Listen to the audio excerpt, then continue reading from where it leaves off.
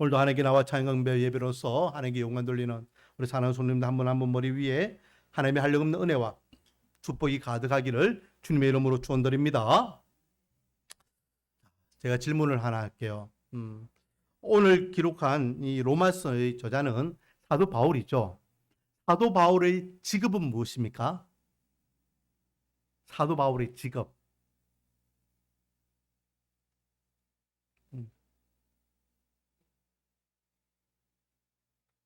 사도 바울의 공식적인 직업은 하나밖에 없습니다. 뭡니까? 시작. 선교사입니다. 선교사. 안디옥 교회에서 하나님께서 바나바와 사도 바울에게 선교사의 사명을 주셨습니다. 자, 오늘 읽었던 본문 한 장만 뒤로 넘겨 보십시오. 11장 13절. 11장 13절. 같이 한번 읽어보겠습니다. 시작. 내가 이방인 너희에게 말하노라. 내가 이방인의 사도인 만큼 내 직분을 영광스럽게 여기노니. 할렐루야. 여기서요, 이방인이라는 건 지금 로마교회 성도들 이야기하고 있죠. 그 이방인, 이스라엘 사람들 외의 사람들 다 이방인이라 이야기합니다. 그렇죠? 그런데 누구의 사도라고 이야기하고 있습니까? 내가 이방인의 사도. 이방인의 사도가 사도 바울이 갖고 있던 공식적인 직분이었습니다. 그러니까 사도 바울은요, 뭐 신학자다, 목회자다 그런 말들도 맞지만은 당연히 교회를 세우고 복음을 전하기 위해서는 목회도 해야 되고 또 신학도 이렇게 해야 되고, 그래서 이제 서신서들을 쭉 우리가 보고 있지만은, 그러나 그는 분명하게 하나님께서 그를 택하여 부르신 것은 선교사였다라는 겁니다. 그래서 그가 처음 하나님의 부름을 받아서 안디옥 교회에서 선교사로 파송하여 마지막 네로 황제에 의해서 순교당할 때까지 그는 계속해서 전 세계를 돌아다녔죠. 1차 전도여행, 2차 전도여행, 3차 전도여행, 4차 전도여행은 로마로 압송되는 것도 4차 전도여행입니다. 왜요? 그 로마로 가는 그 길목에서도 뭐합니까? 계속해서 예수의 복음을 전하잖아요. 전도여행이라는 것은 예수의 복음을 전하는 걸 이야기하는 겁니다. 그래서 1차, 2차, 3차 공식적인 전도여행이 있고 4차 로마행까지도 우리는 전도여행이라고 표현합니다. 그는 그렇게 로마에서 마지막 하나님의 영광을 위하여 복음을 전하다가 순교하였습니다. 그러면 사도 바울이요, 복음을 전할 때에 갈라디아 지역을 복음을 전하고 또 마게도냐를 넘어가서 그곳에서 복음을 전하고, 그리고 또 그 외에 우주성처럼 하나님의 교회가 세워지고 믿음의 사람들이 계속해서 많아지는 것을 볼 때에 한편으로는 뿌듯했죠. 그래서 그런 교회들을 향하여서 내가 너희들을 통하여 너희들이 나의 기쁨이다. 믿음과 신앙생활을 잘하는 거 보니까 오히려 내가 기뻐한다. 이 사도의 직분, 선교사로서 정말로 보람을 느낀다. 그런 고백들을 많이 합니다. 그런데 그렇게 이방인들이 하나님께 돌아와서 하나님의 백성이 되며 영적 구원의 은혜를 경험하면 경험할수록 사도 바울의 마음 한켠에는 계속해서 불편한 마음이 있는 거예요. 왜 그럴까요? 무엇 때문에? 자, 9장을 한번 넘어보겠습니다. 자, 앞으로 한 장만 넘기면요, 9장이죠.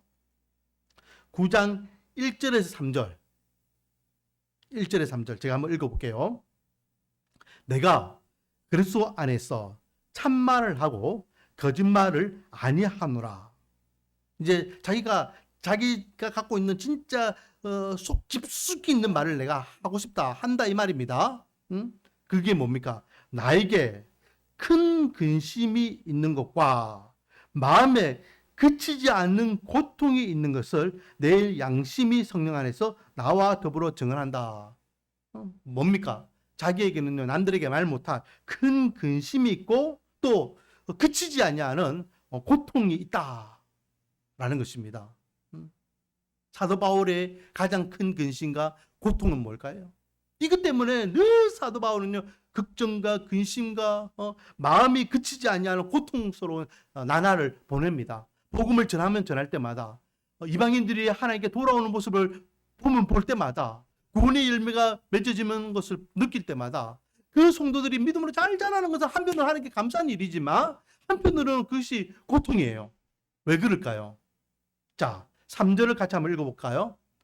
9장 3절입니다. 시작. 나의 형제 곧 골육의 친척을 위하여 내 자신이 저주를 받아 그리스도에게서 끊어질지라도 원하는 바로다. 아멘.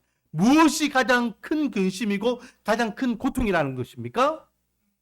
바로 자기 형제들, 골육 친척들, 먼지된 자들, 하나님의 율법을 맡은 자들, 다윗의 자손들, 약속의 자녀들,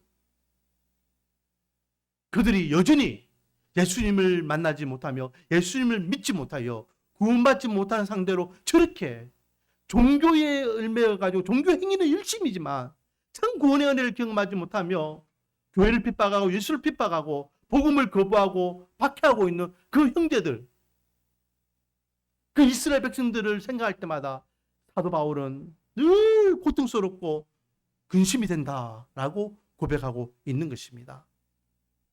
여러분, 이 바울의 마음이요, 전도자의 마음이에요. 전도자는 한편으로는 구원의 열매가 거두어지는 것에 대해서 감사하고 보람을 느끼죠. 또한 한편으로는 돌아와야 될 영혼, 주님을 만나야 될 영혼이 아직도 주님을 만나지 못한 것이 불편한 거예요. 그것이 기도 제목이고 걱정과 근심과 고통거리고, 이것이 전도자의 마음입니다. 자, 조금 전에 읽었던 11장 13절에 보니까 사도 바울을 자신을 선교사로 표현하지 않고 뭐라 표현합니까? 이방인이 뭐라 했습니까? 이방인의 사도라 했습니다. 사도는요, 보냄을 받은 자라는 뜻이죠. 예수님께서 12제자를 보내셨습니다. 그리고 하나님께서 사도 바울을 이방인의 선교사로 보내셨습니다. 먼저된 자가 아직도 알지 못하는 자들에게 나가서 전하는 자, 복음을 전하는 자가 바로 사도의 직분이셨죠. 오늘날 저와 여러분은 먼저된 자로서, 먼저 구원의 은혜를 경험한 자로서 주님께서 저와 여러분을 보내는 자로서 세워주셨음을 믿으시기 바랍니다. 제가 늘 이야기하잖아요. 교회가 존재하는 목적. 교회가 존재하는 목적은요, 다른 게 아닙니다. 자꾸만 교회를 향하여서 왜 사회 구현을 하지 않느냐, 왜 이 나라를 향하여서 이렇게 앞장서서 뭘 하지 않느냐, 구제 사업을 하지 않느냐, 막 그런 이야기를 합니다. 교회는 구제 사업하는 곳이 아닙니다. 사회 사업하는 곳이 아닙니다. 교회는 뭐 하는 곳입니까? 전도하는 곳입니다. 할렐루야. 영혼을 구원하기 위하여 하나님께 세우신 곳이지 국제 사업하기 위해서 세우신 것이 아니다라는 거죠. 자, 그러면 우리는 하나님께서 세우신 하나님의 교회로서, 보냄을 받은 자로서, 먼저 된 자로서 어떻게 이 사명을 감당할 것인가, 한번 오늘 본문의 내용을 통해서 다시 한번 돌아보고 생각해 보기를 원합니다. 저와 여러분은 보냄을 받은 자라고 했습니다. 바로 전도인이죠. 전도자입니다. 우리가 만난 예수님, 우리가 믿고 있는 이 하나님의 말씀, 우리가 믿고 있는 하나님이 진짜 참 하나님이시고 진리의 말씀이고 참 구원이라면 우리는 전해야 됩니다. 전하고 가르치고 알려줘야 됩니다. 우리가 오늘 찬양도 들었지만은 우리가 예수 그리스도를 바로 믿는다면 우리의 삶이 간증이 되어야 되고 찬양의 고백이 일어나야 될 줄 믿습니다. 그래서 우리의 고백을 통하여, 우리의 찬양을 통하여, 우리의 모습을 통하여 돌아와야 될 영혼이 돌아오며 하나님을 만나야 될 영혼들이 하나님을 만나는 놀라운 은혜와 축복이 있기를 소망합니다. 그런데 문제는 뭡니까? 교회가, 우리 부산에도 1800교회 교회가 있습니다. 이 고청과 반송 합치면요 40개가 넘는 교회가 있죠. 그런데 여전히 왜 교회가 복음을 전하고 전도를 하는데도 불구하고 그들은 주님을 믿지 않고 있느냐, 이 말이죠. 거기에 대해서 주님께서는 분명히 우리에게 답을 주고 계십니다. 자, 14절 말씀해 보면, 그런즉 그들이 믿지 아니하는 이를 어찌 부르리요? 듣지도 못한 일을 어찌 믿으리요. 전파하는 자가 없이 어찌 들으리요.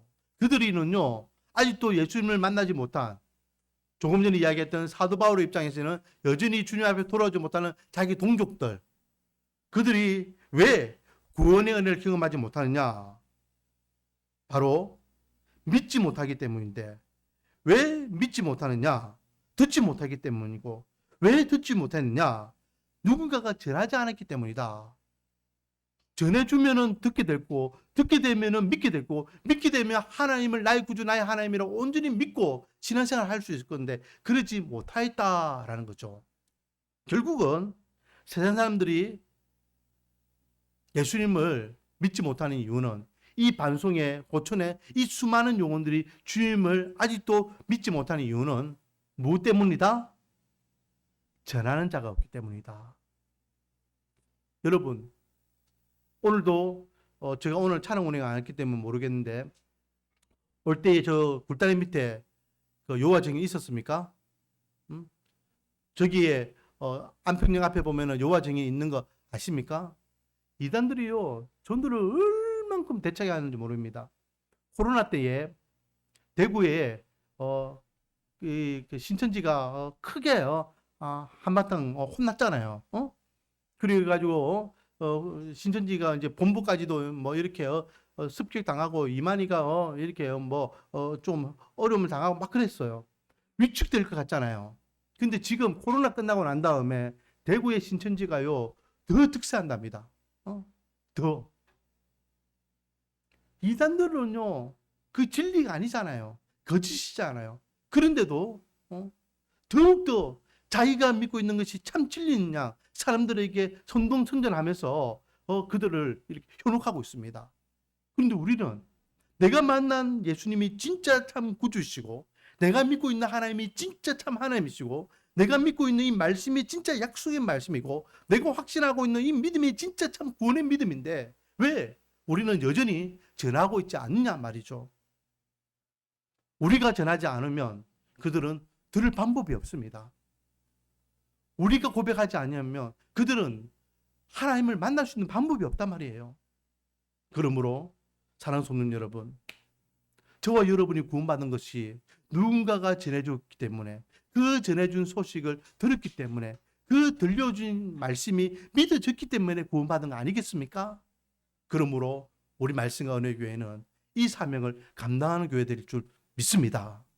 적어도 우리가 열방을 위하여 이 부산을 위하여 이 나라를 위하여 그거 물론 우리가 교회가 점점 커지면은 그런 역할도 해야 됩니다. 하지만 이 지역 사회만큼만이라도 우리가 책임지는 교회 되기를 소망합니다.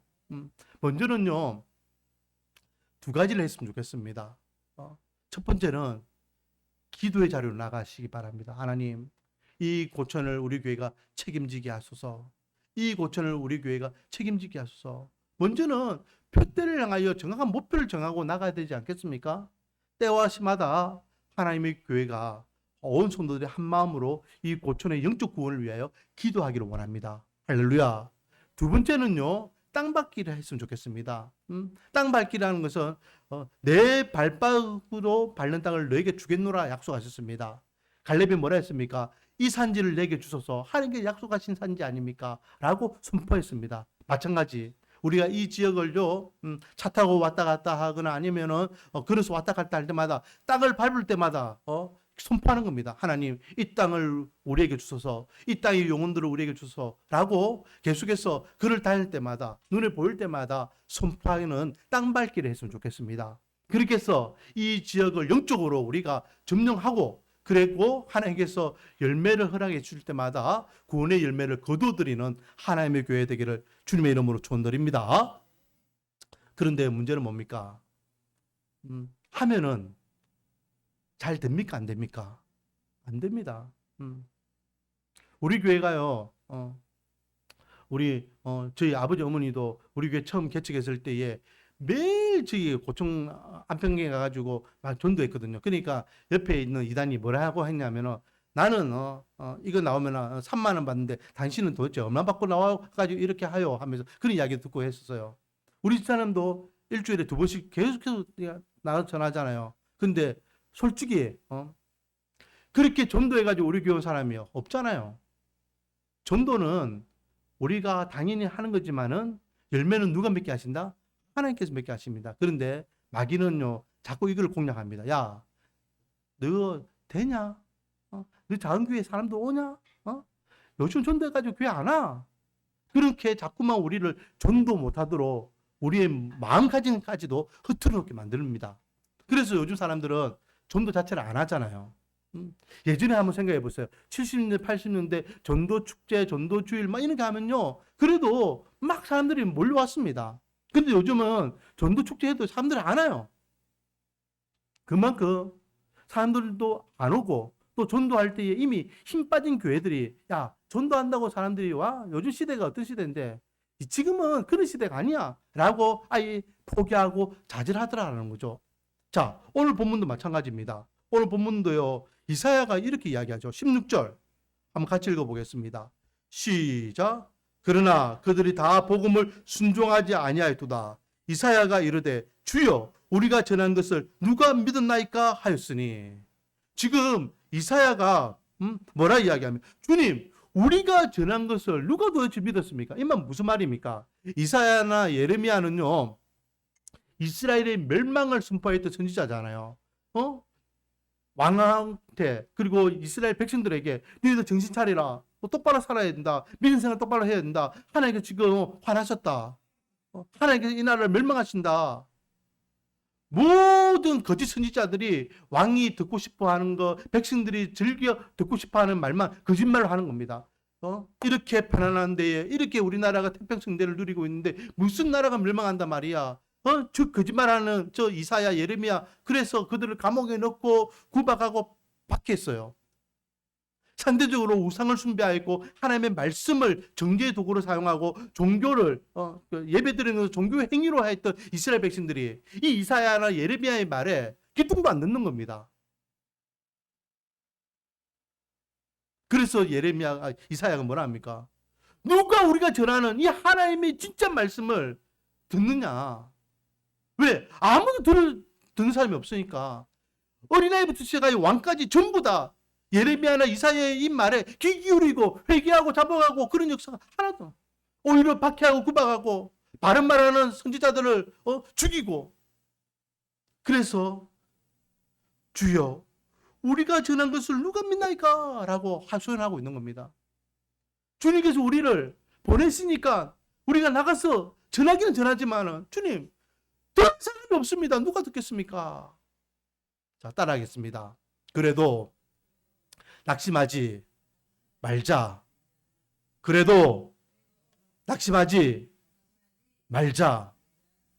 제가 이제 예전에 한 6년, 7년 전에 한번 언급했는데요. 호주에 시드니라는 곳이 있습니다. 그게 이제 조지라는 거리가 있대요. 저는 뭐 시드니 안 가봤으니 몰라요. 근데 거기에 40년 동안 한 노인이 그 자리에서 눈이 오나 비가 오나 뭐 바람이 부나 햇빛이 내리쬐나 그 자리에 지키고 전도했던 사람이 있습니다. 2가지를 질문합니다. 선생님 구원받았습니까? 선생님 오늘 밤 죽으면 천국 갈 수 있습니까? 그 2가지 질문한 거예요. 40년 동안. 그런데 놀라운 것은요. 그 사람이 그렇게 전하는 이 노 할아버지가 전하는 소리에 아무도 귀 들어주는 거예요. 지나가기 바쁜데 누가 그게 들어주겠어요. 그러니까 사람들 막 지나가더라는 거예요. 아무도 나도 옛날에 교회 다녔는데 선생님 말씀 듣고 나도 이제 교회 가야 되겠으면 그런 소리 안 나는 거예요. 그러니까 이 늙은 노 신사가 낙심한 겁니다. 내가 40년 동안 그렇게 당신 예수 믿었습니까? 오늘 밤에 죽어도 천국 갈 수 있습니까? 아무도 듣지 않는데 내가 이걸 헛수고한 거 아니냐? 낙심하고 좌절할 때에 그의 그 전도가 결코 헛수고가 아니었다라는 것을 알려주는 그런 이야기가 이 프랭크 제너라는 사람의 이야기입니다. 한번 영상 한번 볼까요? 짧은 영상이니까 한번 보고 우리가 도전을 받았으면 좋겠습니다. 호주 시드니 조지 스트리트의 거리에 오가는 행인들에게 이 두 마디를 던지며 40년 동안 변함없이 전도를 했던 프랭크 제너. 젊은 날 서원한 대로 같은 시간 같은 장소에서 하루도 빠짐없이 전도를 했지만 단 한 명의 회심자도 만나지 못했다. 세월이 흘러 늙고 쇠약해져 더 이상 거리 전도를 할 수가 없게 되고 제너 스스로가 자신의 삶을 열매 없는 열심이었노라 라고 회상할 무렵 영국 런던에 사는 한 목사에게 신기한 일이 일어난다. The Sunday morning service was closing and a stranger stood up at the back, raised his hand, he said, "Excuse me, Pastor, can I share a little testimony?" The pastor looked at his watch, he said, "You've got 3 minutes." 친척을 만나러 들린 시드니의 거리를 걷고 있을 때 한 노인이 저에게 다가와 물었습니다. 실례합니다. 구원을 받으셨나요? 오늘 밤 당신이 죽는다면 천국에 갈 수 있습니까? 저는 그 말이 계속 신경이 쓰였고 영국에 오자마자 이렇게 예수님을 영접했답니다. 그 후 목사는 말씀을 전하러 방문한 LA와 펄스에서도 이와 같은 간증을 듣게 된다. 영국에 돌아온 목사는 얼마 되지 않아 제너의 전도를 믿게 된 4명의 목사와 3명의 선교사를 만나게 되고 Elderly pastors came up and said, "We got saved between 25 and 35 years ago, respectively, through that little man on George Street giving us a tract and asking us that question." At the close of his teaching session, 3 missionaries came up and said, "We got saved between 15 and 25 years ago, respectively, through that little man's testimony and asking us that same question on George Street in Sydney." 인도에서 열린 선교사 집회에 참석하게 된 목사는 그곳에서 만난 한 인도인으로부터 다시 한번 놀라운 간증을 듣게 된다. 제가 시드니 외교관으로 있었을 때 아이들 선물 사려고 길을 걷고 있었습니다. 그때 예의 바른 백발의 노인이 제게 와서 물었죠. 실례합니다. 구원을 받으셨나요? 오늘 밤 죽으면 천국에 갈 수 있습니까? 목사는 가는 곳마다 제너의 전도로 믿게 된 사람들을 끊임없이 만나게 되었고 그에 의해 풀어진 수만 14만 명이었다. 드디어 호주 시드니에서 말씀을 전하게 된 목사는 제너를 수소문에 찾아갔고 그에게 이 놀라운 이야기를 전했다. 젊은 날 간단한 회당 생활을 정리하고 예수님을 영접한 제너. 구원의 은혜를 갚기 위해 하루 10명에게 전도하리라 다짐했지만 40년이 지난 지금 열매 없이 주님을 뵐 생각에 가슴 아파하던 그는 개인 전도자의 삶이 헛되지 않고 풍성한 열매를 거두었음을 전해 들었고 2주 후 그는 기쁘게 주님의 품에 안겼다. 반드시 열매 맺게 하실 주님을 믿으며 낙담하지 않고 전도하는 당신. 우리가 작정할 때 하나님이 이루십니다. 여러분, 제가 항상 이야기하지만 전도와 인도는 다른 겁니다. 자꾸만 사람들이요, 인도를 전도라고 착각합니다. 인도는 뭡니까? 우리 교회 데려오는 게 인도예요. 전도는 뭡니까? 예수님 복음을 전하는 겁니다. 우리 교회에 그 사람들이 안 와도 돼요. 단지 그 사람들이 돌아갔을 때에 우리가 전했던 그 복음이 계속 울림이 되어서 예수님을 만나는 역사가 일어나면 될 줄 믿습니다. 원하기는 우리 말씀과 어느 교회에는 이 전도자의 사명을 온전히 감당하는 교회 되기를 원합니다. 우리 성도님들, 우리가 만난 예수님이 진짜라면, 내가 믿고 있는 이 복음이 진짜라면 정말로 우리 주위에 있는 이들에게, 이 고천의 수많은 영혼들에게 복음을 전해보시기 바랍니다.